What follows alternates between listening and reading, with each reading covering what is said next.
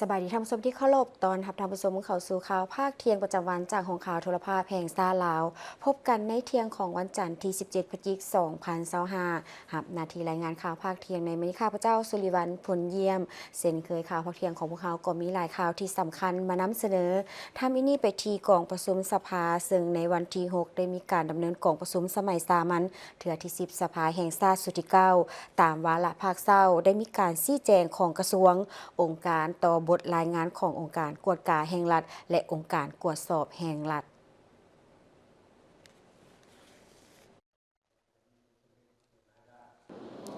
ท่านผู้ชมที่เคารพการดำเนินกองประชุมสมัยสามัญเทื่อที่10สภาแห่งชาติสุดที่9ในมื้อที่ 6 ของการดำเนินกองประชุมนี้ที่ประชุมแม่นได้รับฟังการขึ้น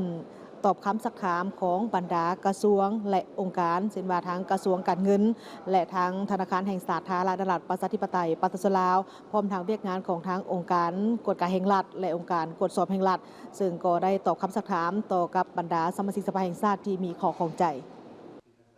กองประชุมโดยภายใต้การเป็นประธานของท่านสมมาตรพลเสนารองประธานสภาแห่งชาติตามวาระภาคเศร้านี้เป็นการขึ้นชี้แจงของกระทรวงองค์การต่อกับบทรายงานองค์การกวดการแห่งรัฐและองค์การกวดสอบแห่งรัฐเกี่ยวกับการจัดตั้งปฏิบัติแผนการเคลื่อนไหว5ปี 2021 ถึง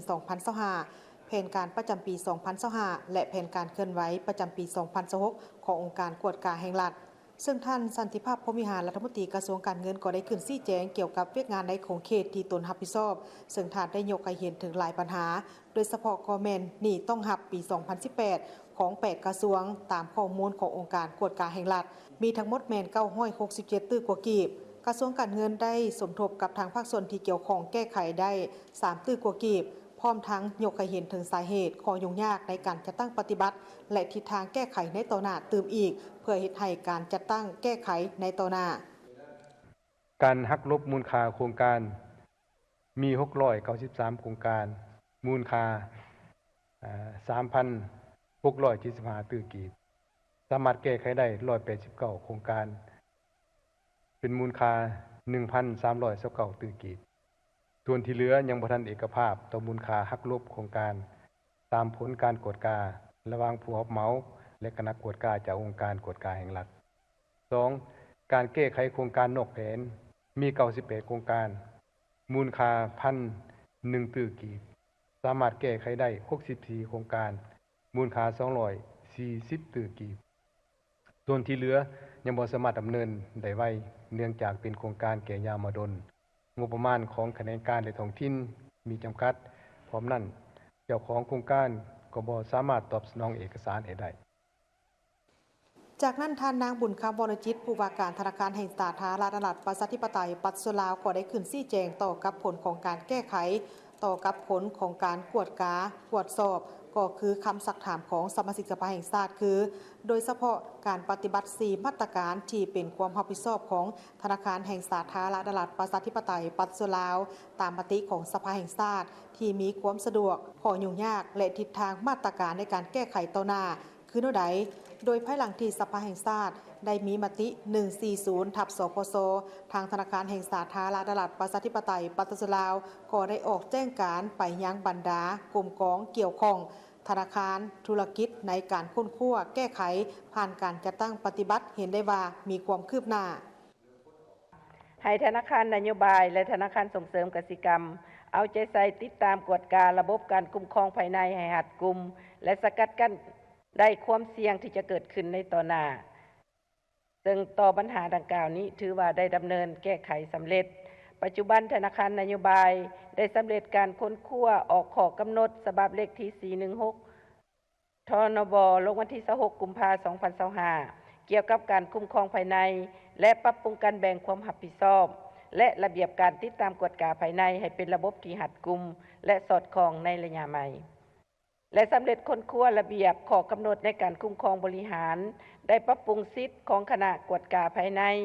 กวดกาประจำสาขาในเมื่อก่อนมาขึ้นโดยกงกับสำนักงานใหญ่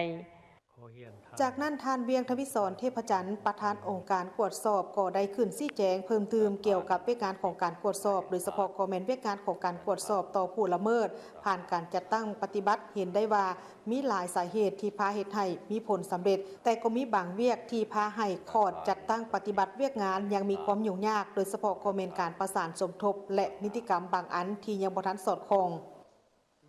ก็เป็นคำเห็นที่มีมาทุกปีฮะละก็คือว่า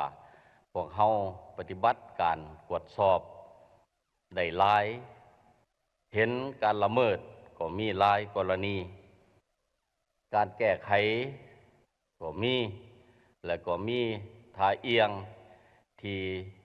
พัฒนาดีขึ้นแก้ไขได้ดีขึ้นได้หลายขึ้นแต่แล้วใดก็ตามเทียบใส่การละเมิดเทียบใส่ตัวเลขที่จำเป็นต้องได้แก้ไขก็ถือว่าการแก้ไขยังเฮ็ดได้น้อยสักซ่าอันนี้ก็ย้อนหลายปัจจัยเนาะปัจจัยที่หนึ่งสำหรับพวกข้าพเจ้าผู้ปฏิบัติหน้าที่ตรวจสอบนี่ก็ยังเห็นว่านิติกรรมที่กำหนดบ่ทันให้สิทธิ์ที่เพียงพอในการแก้ไขก็คือบรรดาฐานหูกฎหมายได้กำหนดให้พวกข้าพเจ้าดำเนินการตรวจสอบแต่บ่ได้กำหนดให้พวกข้าพเจ้าเป็นผู้แก้ไขผลการตรวจสอบแต่พวกข้าพเจ้าก็มีหน้าที่สุกยู่การแก้ไขการสุกยู่การแก้ไขผลการตรวจสอบเป็นหน้าที่หนึ่งที่พวกข้าพเจ้าได้เฮ็ดอย่างแข็งแรงและตั้งหน้าในระยะ 2-3 ปีผ่านมานี้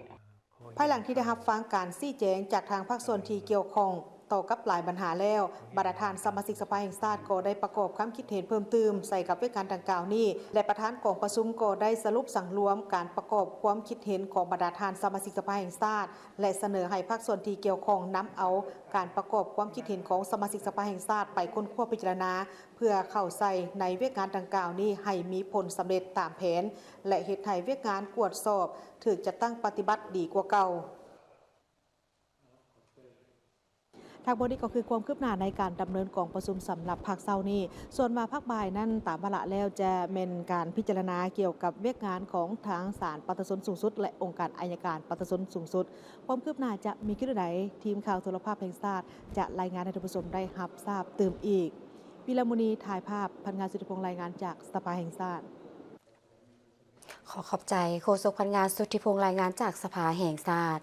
ท่านผู้ชมเจ้าของนครหลวงเวียงจันทร์ต้อนรับการนำและคณะนำกีฬาจากบรรดากระทรวงแขวงทั่วประเทศเข้าสู่งานมหกรรมกีฬาแห่งชาติครั้งที่ 12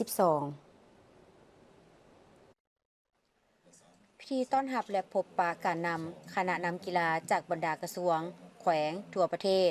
และรับการอุปถัมภ์จากบรรดาแขวงบริษัทห้างห้านเข้าสู่งานมหกรรมกีฬาแห่งชาติครั้งที่ 12 จัดขึ้นในวันที่ 14 พฤศจิกายน 2025 นี้อยู่นครหลวงเวียงจันทร์ให้เกียรติต้อนรับและรับอุปถัมภ์โดยทานอาจสะพังทองศรีพันดรเจ้าของนครหลวงเวียงจันทร์ทั้งเป็นประธานจัดงานมหกรรมกีฬาแห่งชาติครั้งที่ 12 โดยมีบรรดาเลขาพรรคแขวง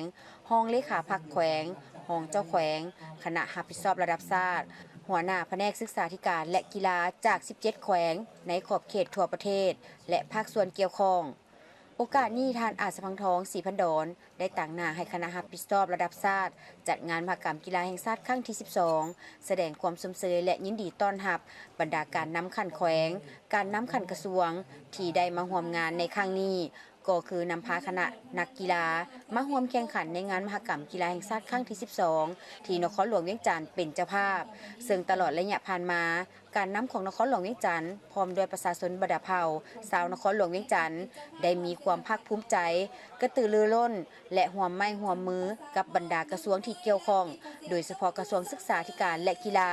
และได้รับการสุขยูอุปถัมภ์จากภาคธุรกิจผู้ประกอบการเพื่อห่างหากักเกี่ยมด้านต่างๆมาฮอดปัจจุบันแมนได้สำเร็จและมีความพร้อมห้อยส่วนห้อยในการจัดงานมหกรรมกีฬาครั้งนี้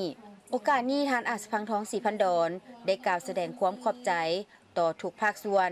ทั้งศูนย์กลางและท้องถิ่นบรรดาบริษัทห้างห้านผู้ประกอบการทางภาครัฐและเอกชนที่ได้ตั้งหน้าประกอบส่วนอุปถัมภ์สุขยุและประกอบส่วนเฮ็ดให้งานมหกรรมกีฬาแห่งชาติครั้งนี้ดำเนินไปได้อย่างจบงามและมีมากผลสำเร็จตามระดับคาดหมายหัวหน้าองค์การอัยการประชาชนสูงสุดแห่งสาธารณรัฐประชาธิปไตยประชาชนลาวได้เข้าร่วมพิธีลงนามสนธิสัญญาอาเซียนว่าด้วยการส่งผู้ร้ายข้ามแดนร่วมกับบรรดาประเทศสมาชิกอาเซียนที่มะนิลาประเทศในวันที่ 14 พฤศจิกายน 2025 คณะผู้แทนขั้นสูงองค์การอัยการประชาชนสูงสุดซึ่งนำโดยทานไสสนะโคตรภูธรหัวหน้าองค์การอัยการประชาชนสูงสุดได้เข้าร่วมพิธีลงนามสนธิสัญญาอาเซียนว่าด้วยการส่งผู้ร้ายข้ามแดนร่วมกับบรรดาประเทศสมาชิกอาเซียนที่มะนิลาประเทศฟิลิปปินส์สนธิสัญญาอาเซียนว่าด้วยการส่งผู้ร้ายข้ามแดนได้เริ่มการเจรจาในปี 2021 และสำเร็จในกองประชุมครั้งที่ 14 ที่เมืองลังกาวีประเทศมาเลเซียในระหว่างวันที่ 29-31 สิงหาคม 2025 โดยมีเนื้อใน 29 มาตราที่มีความถูกต้องสอดคล้องกับแนวทางนโยบายการต่างประเทศกฎหมายของสปป.ลาวและสนธิสัญญาสากลต่างๆที่ลาวได้ร่วมเป็นภาคี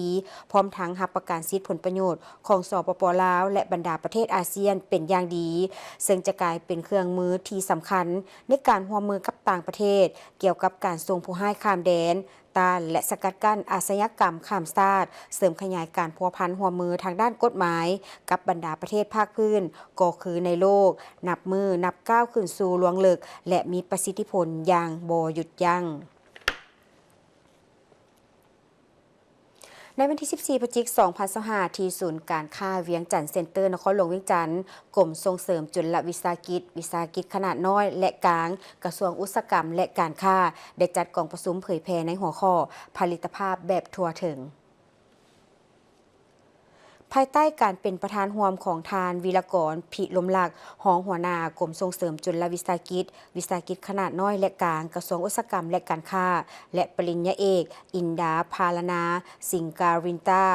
เลขาธิการใหญ่องค์การผลิตภาพแห่งอาซีหรือ APO โดยมีผู้ต่างหน้าจากบรรดากรมกระทรวงเกี่ยวข้ององค์การจัดตั้งสากลประธานสมาคมมุสลิมของลาวสถาบันการศึกษาสมาคมธุรกิจและธนาคารธุรกิจเข้าร่วมจุดประสงค์ของการจัดกองประชุมในครั้งนี้แม่นเพื่อเผยแพร่ถึงความสำคัญของเวียกงานผลิตภาพเพื่อการพัฒนาประเทศชาติการจัดตั้งปฏิบัติที่มีประสิทธิภาพความสามารถทางการแข่งขันของหัวหน่วยวิสาหกิจกำลังแรงงานและการพัฒนาความสามารถของบุคลากรในทั่วภาคพื้นอาซีแปซิฟิกโดยเฉพาะแม่นการสนับสนุนการบรรลุคาดหมายที่วางออกตามวิสัยทัศน์ขององค์การ APO ฮอดปี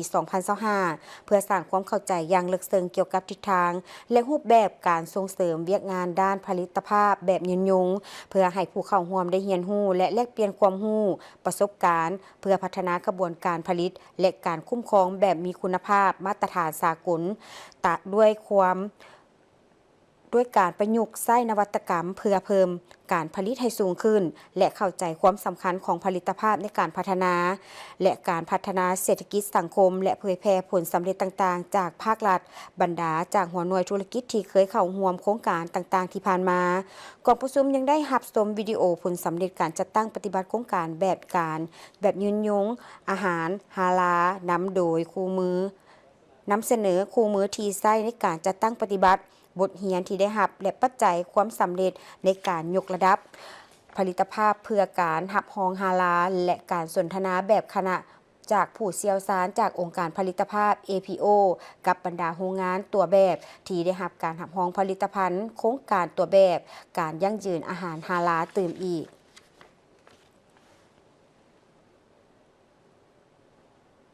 ในวันที่ 14 พฤศจิกายน 2025 ที่นครหลวงเวียงจันทน์ได้มีกองประชุมปิดโครงการปรับปรุงคุณภาพและการเข้าถึงการพัฒนาชุมชนของสุขภาพแม่และเด็กใน3แขวงภาคเหนือของสปป.ลาว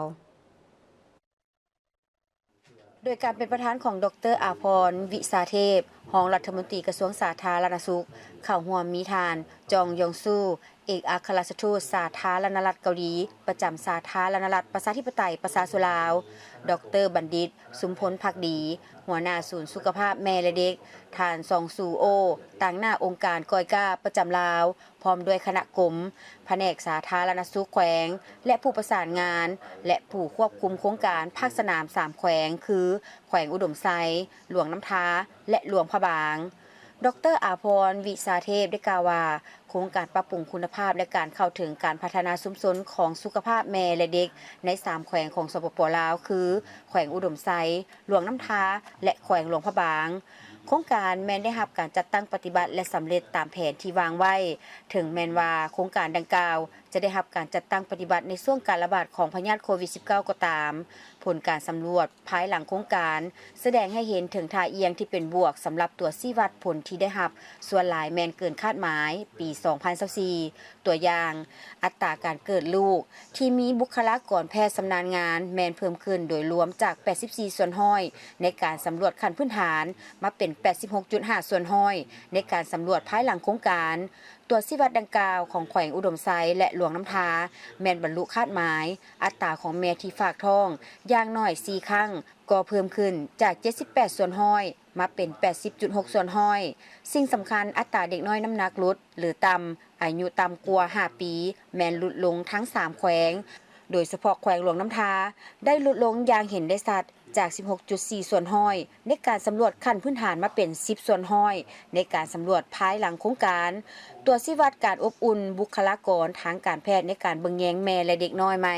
และบริการเผยแพร่ข้อมูลข่าวสารทางการแพทย์เข้าหาชุมชนแม่นได้เลื่อนคาดหมายอย่างต่อเนื่องทั้ง3แขวงซึ่งโครงการนี้ได้จัดตั้งปฏิบัติแต่ปี 2019 หา 2024 และต่อฮอดท้ายปี 2025 เนื่องจากมีหลายกิจกรรมในช่วงการระบาดของพยาธิโควิด -19 บ่สามารถสำเร็จได้ตามแผนด้วยมูลค่า 7.5 ล้านดอลลาร์สหรัฐโดยมีเป้าหมายหลักแมนเพื่อปรับปรุงสถานภาพสุขภาพเจริญพันธุ์และลดอัตราการตายและเจ็บรวมทั้งการขาดสารอาหารของแม่และเด็กและเด็กเกิดใหม่อยู่3แขวงเป้าหมายทางภาคเหนือของสปป.ลาวท่านผู้ชมจากนี้จะพากันก่อนระยะต่อไป